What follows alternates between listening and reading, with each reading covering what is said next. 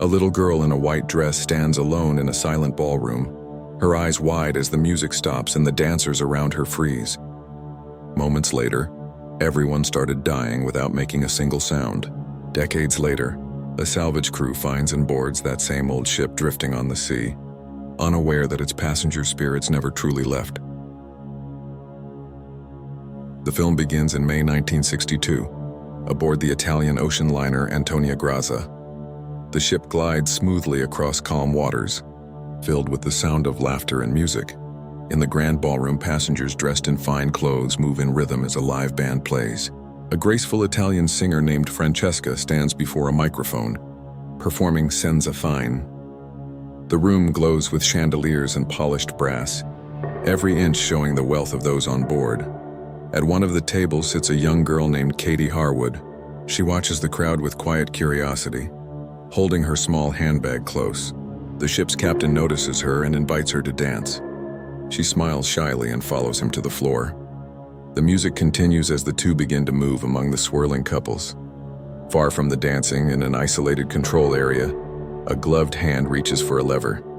It is pulled, releasing a thin steel cable from a hidden reel. The wire tightens, humming quietly as it stretches across the ballroom. Then, without warning, the mechanism fails. The cable snaps and whips across the room faster than the eye can follow. In an instant, the joyful scene turns silent. The wire slices through the dancers, cutting across the floor like a blade. For a brief moment, many remain standing, unaware of what has happened. Then, one by one, they fall. Katie is spared, protected by her small height and by the captain, who bends down just as the wire strikes. She looks up to thank him, but his face begins to split across the mouth. The top half of his head slides away. Katie screams as the music fades and the camera moves out through the deck, sinking deep into the dark ocean below. Cut to present day. A salvage crew is finishing their latest job, towing a damaged ship back to port. At a small bar, they celebrate their success. Among them is their leader, Captain Sean Murphy, and his crew. A man named Jack Ferriman, a pilot, approaches with news of a vessel drifting in the Bering Sea. It is in international waters, meaning whoever brings it in can claim it. The crew agrees to investigate. Aboard their tugboat, the Arctic Warrior, they locate the vessel. Faded letters reveal its name, Antonia Graza. The Italian liner lost in 1962, still afloat after all these years. The crew climbs aboard the Antonia Graza and begins preparing to tow it back to port. The ship is silent, its hulls coated with rust and salt. Every sound echoes through the empty rooms. As they move deeper inside, strange things begin to happen. While checking the upper deck, Maureen Epps tries to help a crewmate who nearly falls through a rotten floorboard.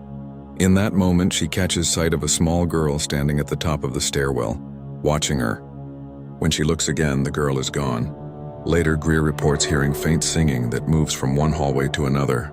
He says it sounds like a woman's voice, smooth and distant, the same song that once filled the ballroom. Exploring further, Epps and Ferriman reach the ship's laundry room. There they find the remains of another salvage crew, skeletons still dressed in work suits, their equipment scattered on the ground. The discovery leaves everyone uneasy. They decide to abandon the ship, but before leaving, they uncover several heavy boxes filled with gold bars. The sight changes their plans. They agree to take the gold and tow the ship themselves. As Santos starts the tugboat's engine, a propane valve mysteriously opens. A sudden explosion tears through the Arctic Warrior, killing Santos instantly and destroying their only way home. The blast leaves the rest of the crew trapped on the drifting ocean liner. With no other choice, they decide to repair the Antonia Graza and sail it back to shore. But as they work, the ship begins to reveal its darker history. They find bullet holes around the drained swimming pool, a skeleton hanging by a noose inside a closet, and rooms that seem untouched since the 1960s. Epps soon encounters the same girl she saw before. The child introduces herself as Katie, the passenger who once danced with the captain. Katie tells her that long ago, the crew turned against the guests for the gold stored in the cargo hold. The hanging skeleton belongs to her. She had been traveling to New York to meet her parents. Katie shows Epps a vision of the past. The ballroom glows again, the passengers laughing and eating.